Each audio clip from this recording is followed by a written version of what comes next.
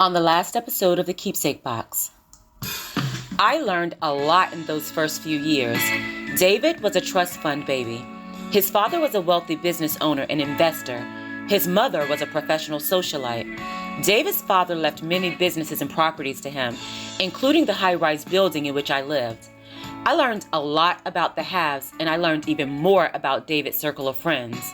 It was true that Chad and Sean were lawyers, but they weren't quite as honest about Mandy and Tina. Both Mandy and Tina had started as temporary secretaries in legal settings.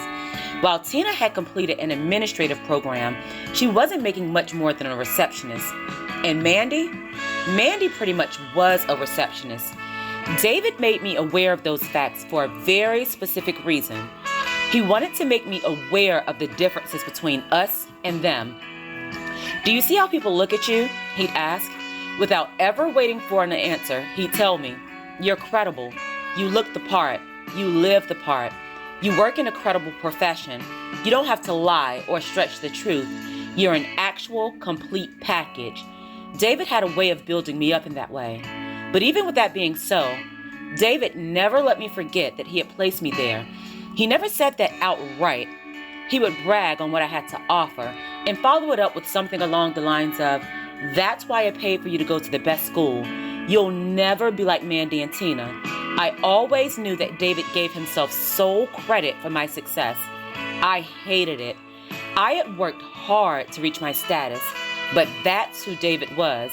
I never had the time to feel accomplished on my own accord. He always boasted about the part that he played in my successes. But that was David's home talk. When we were out, he doted on me. It was as if I were the most important thing in the world. Nothing and no one came before me. I always managed to weigh it out. I had to deal with the occasional double-sided compliment, but I had the status I wanted, and so was life. Chapter 10, Security. Narrated by Shandora Warren. Music by Epidemic Sound. It was the 5th anniversary of my first date with David, and I received a beautiful bouquet of flowers at my office. They were purple orchids. David always gave me purple orchids on our anniversary, just as he did on our first date. I searched for the card that I knew I'd find. There was always a card. David was very predictable in that regard. I read it aloud. "Dear Shelley, I know we usually meet for dinner on our anniversary, but I thought we could try something different. Meet me at my office at 10 o'clock. This will be the best one yet. Happy anniversary, sweetheart. Love, David. P.S. Don't be late." The best one yet, I thought. That's a fact that wasn't hard to believe. David had one-upped himself on every occasion up to that point. Even so, it was hard to imagine what he had planned. I had more clothes, shoes, jewelry, and perfume that I could handle. David and I had traveled to so many amazing places. He had purchased several luxury cars for me. What could top the life that we already had? As usual, David had figured that out. Per David's request, I met him at his office building. Though my presence was requested at 10 o'clock, I arrived at 9:45. David had a bit of an issue with my propensity towards tardiness. I decided not to cut the time too closely. And just as I anticipated, David was already in place upon my arrival. He greeted me in the lobby with his briefcase and a smile. He kissed me on the cheek and asked if I was ready. "Sure," I said. We walked to David's car with interlocked arms. Always a gentleman, he opened my door and waited until I was securely buckled before leaving me. David walked over to the driver's side. He turned to me and smiled. "This is going to be amazing," he said. David's excitement demanded that I be excited as well. He was born wealthy and accustomed to the finer things in life. David wasn't ever really excited about anything, certainly not to that degree. I couldn't imagine what set of circumstances could trigger that type of reaction, but it had to be good. David drove for approximately 15 minutes before pulling into a small paved road with trees on either side. We drove for a couple of minutes and arrived at a large garage. Was that surprise? A car? I was a little disappointed. David had given me 3 cars in 5 years. While each one was more extravagant than the one before it, they were still just cars. It was hard to identify with the Shelonda who drove a basic Jaguar. Even harder was identifying with the Londa who drove the Nissan that Ken bought. Those people seemed like someone else. I lost all ability to connect with those parts of my life. I'm aware that I was spoiled. Yet, I also admit that I was very comfortable being so. Being honest, that's the person that I always wanted to be. Dave and I pulled around to the back of the garage where a large door was open for us. What I saw inside of that garage far exceeded my expectations. It was a plane, a whole entire airplane. Is this ours? I excitedly asked. David smiled. No, sweetheart, it's yours. I squealed with delight. While I usually waited for David to open my door, I was far too excited. I jumped out and ran towards the plane. It was beautiful. It was mostly cream with pretty purple lettering. Prominently displayed on the side was one word: Shelly.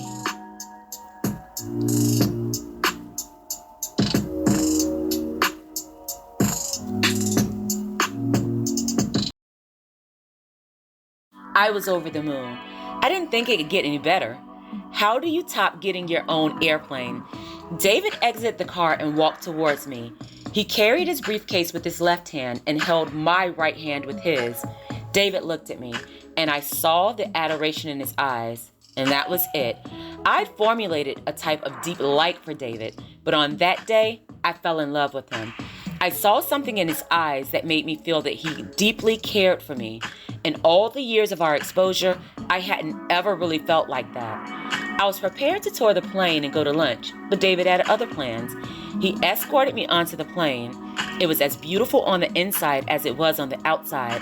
It was mostly cream with accents of purple and gold, my favorite colors. I turned to face David. I told him that he had really outdone himself. "Take a seat," he said. "I'm not done yet." I was genuinely confused. Was David suggesting that we take an impromptu trip? He hadn't ever done anything on a whim. "Wait," I said. "I don't have anything packed." In his usual reassuring tone, David replied, "Relax, sweetheart. I've taken care of everything." And that was the day that solidified my security with David. Security was something that I'd always searched for. I realized that I was comfortable allowing David to handle things without me having to worry or check behind him. I knew that things would always be handled the right way, and that was attractive to me. Now, don't get me wrong. I haven't ever disregarded what the other men offered to my situation, but it was different. I knew that I could depend on Ken in some areas, and I could depend on Antonio in some others, but David was an entire security package. Ken was one of those by any means necessary types. He would hustle here and there, and it would be just enough. And if anything ever needed to be handled, Ken didn't have a problem letting his hands do the talking. That's who he was. But he was young and impulsive. If things had progressed between us, I would always have had to check behind him. I would always be worried that he would place us in the wrong situation. I couldn't ever have felt comfortable letting him completely handle things. He wasn't set up that way. Antonio was more reliable. He was older and had more experience. I felt comfortable allowing Antonio to make decisions, and I was always pleased with the outcome. He took care of the things that mattered, and he provided amazing experiences for where I was in that point in life. Antonio wasn't one to get his hands dirty. He let his goons take care of things, but that was problematic as well. The goons were only of service because Antonio lived an alternative lifestyle. Everything was based on that. After maturing a little, I realized that the life shouldn't ever have been a life plan, but it was for Antonio. And without the life, the lifestyle goes away. I couldn't ever have depended on Antonio to trade in the life for a secure existence. He wasn't set up that way. But David was different. His respect spoke for him. And the years that I had known David, no one had ever crossed him. Sure, he used some less than honorable means to get his way sometimes, but he managed to accomplish things without using violence. And I fell under his umbrella. People respected me because of him, and I loved that. Additionally, David was able to offer a level of financial security that I couldn't even have dreamt of having with either of the other two. At the time, I felt that his security was free and clear. I felt that David was set up to offer every single thing that I wanted and needed at the time.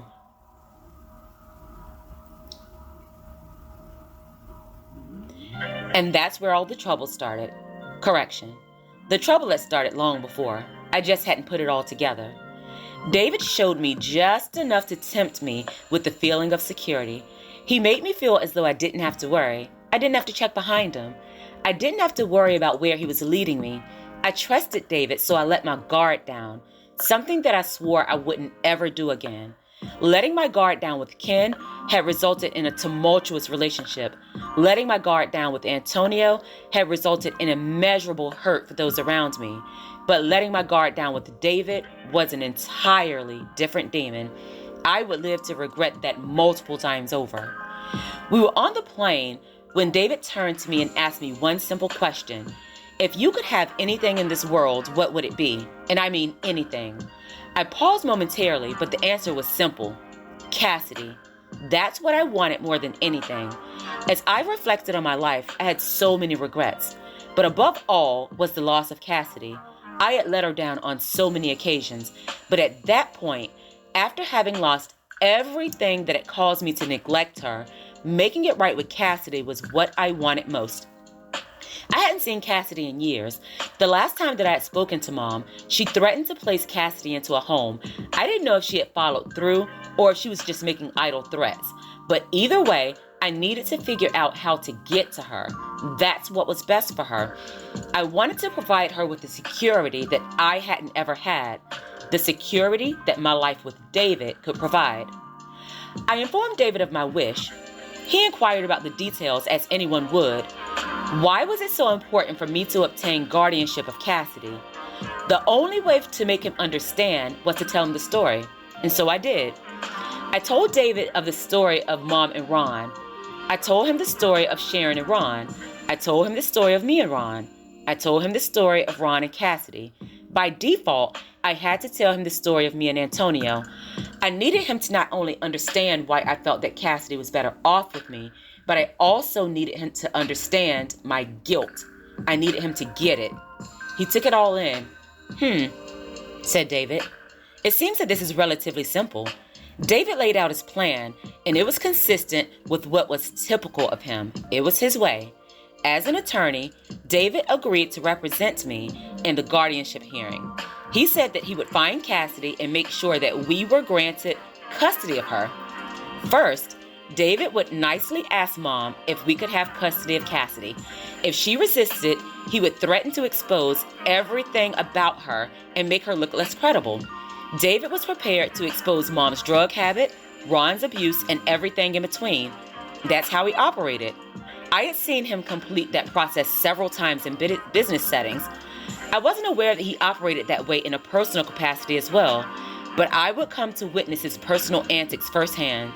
And of course, they would end up working on the extreme negative end of my favor.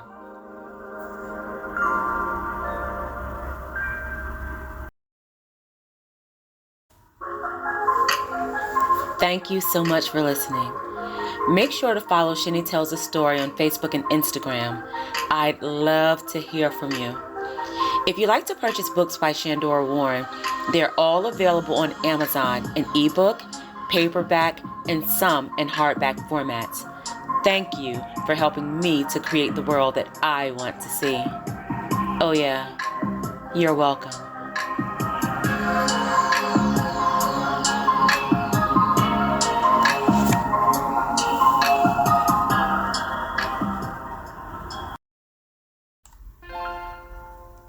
Shine, little girl.